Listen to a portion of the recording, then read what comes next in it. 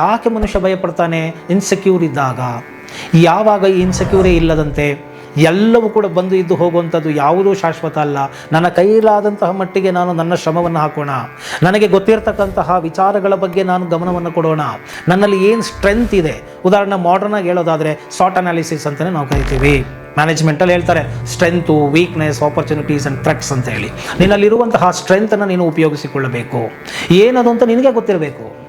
ನಿನ್ನಲ್ಲಿರುವಂತಹ strength ಏನು ಅನ್ನೋದನ್ನು ನೀನೇ ತಿಳ್ಕೋಬೇಕು. ಸೊ ನಿನ್ನಲ್ಲಿರ್ತಕ್ಕಂಥ ವೀಕ್ನೆಸ್ ಏನು ನೀನೇ ತಿಳ್ಕೋಬೇಕು. ಯಾಕಂದರೆ you are the best analyser for yourself. ನಿನ್ನ ಬಗ್ಗೆ ಅನ್ವೇಷಣೆ ಮಾಡಿ ತಿಳಿದುಕೊಳ್ಳೋದಕ್ಕೆ ನಿನಗೆ ಸಾಧ್ಯ.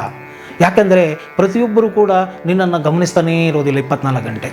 ಒಂದು ಪುಟ್ಟ ಮಗು ಇದ್ದಾಗ ತಾಯಿಯಾದವರು, ತಂದೆಯಾದವರು ಗಮನಿಸ್ತಾರೆ, ಗುರುಗಳಾದವರು ಒಂದು ಹಂತದವರೆಗೂ ಗಮನಿಸ್ತಾರೆ. ಕಾಲೇಜ್ಗೆ ಹೋಗ್ತಾ ಇದ್ದಂಗೆ ಇಂಡಿಪೆಂಡೆಂಟ್ ಲೈಫು, ಪ್ರೈವೇಟ್ ರೂಮು, ಅದಕ್ಕೆ locking system, digi locking system, mobile ಬಂದರೆ ಅದಕ್ಕೊಂದು ಲಾಕ್ ಸಿಸ್ಟಮು, ಅದಕ್ಕೆ ಯಾರೂ ಓಪನ್ ಮಾಡಬಾರ್ದು, ಸೀದಾ ಪ್ರೈವಸಿ ಅನ್ನೋದು ಬಂದ್ಬಿಡುತ್ತೆ.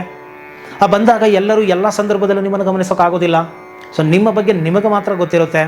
ಆದ್ದರಿಂದ ನಿಮ್ಮಲ್ಲಿರ್ತಕ್ಕಂಥ ಸ್ಟ್ರೆಂತ್ ಏನು, ವೀಕ್ನೆಸ್ ಏನು ಮತ್ತು ಆಪರ್ಚುನಿಟೀಸ್ ಏನಿದೆ, ನಿಮಗಿರ್ತಕ್ಕಂಥ ಅವಕಾಶಗಳೇನು, ಅಥವಾ ಈಗ ದೇವರು ನಿಮಗೆ ಕೊಟ್ಟಿರುವಂಥ ಅವಕಾಶ ಏನು, ಈ ಅವಕಾಶವನ್ನು ನಾನು ಹೇಗೆ ಬಳಕೆ ಮಾಡ್ಕೋಬೇಕು, ಹೇಗೆ ನಾನು ಮುಂದಕ್ಕೆ ಬರಬೇಕು ಅನ್ನೋದನ್ನು ನೋಡಬೇಕು. ಮತ್ತು ನನಗಿರ್ತಕ್ಕಂಥ ಥ್ರೆಟ್ಸ್ ಏನು, ಭಯ ಏನು, ಈ ಭಯದಿಂದ ನಾನು ಹೊರಗಡೆ ಬರೋದೇನು, ಇದನ್ನು ತಿಳಿಸ್ತಕ್ಕಂಥದ್ದೇ ಸಾಟ್ ಅನಾಲಿಸಿಸ್ ಅಂತ ನಾವು ಮ್ಯಾನೇಜ್ಮೆಂಟಲ್ಲಿ ಹೇಳ್ತೇವೆ.